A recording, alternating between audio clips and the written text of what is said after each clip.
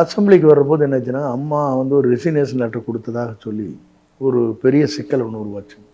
உருவானது என்னாச்சுன்னா, ஸ்பீக்கர் வந்து இவங்க ரெசிக்னேஷன் பண்ணிட்டாங்க. Opposition party leader.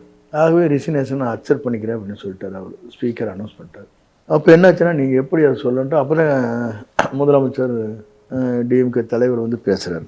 டேபிள் அவர் தான் ஃபைனான்ஸ் மினிஸ்டர் அண்ட் சிஎம். ஒரு சின்ன டேபிள் மாரி போட்டு உட்காந்து நிதி பட்ஜெட் படிக்க ஆரம்பிக்கிறாரு. இதுக்கு பதில் சொல்லாத நீங்க படிக்கக்கூடாதுன்னு நாங்கள் ஒரு 10 பேர் போய் முன்னால் சத்தம் போட்டோம்.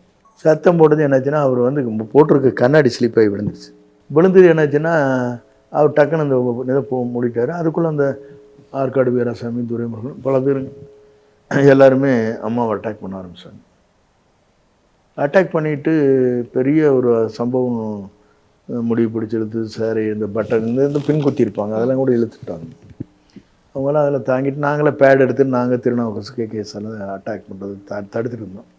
அப்புறம் அப்படியே வந்தாங்க. அப்போ சொல்லிட்டு வந்துட்டாங்க, மீண்டும் நான் முதலமைச்சராக வந்து தான் அந்த சட்டமன்றத்துக்குள்ளே நுழைவேன்ட்டாங்க. அதே மாதிரி சேலஞ்ச் பண்ணால் வந்துட்டாங்க.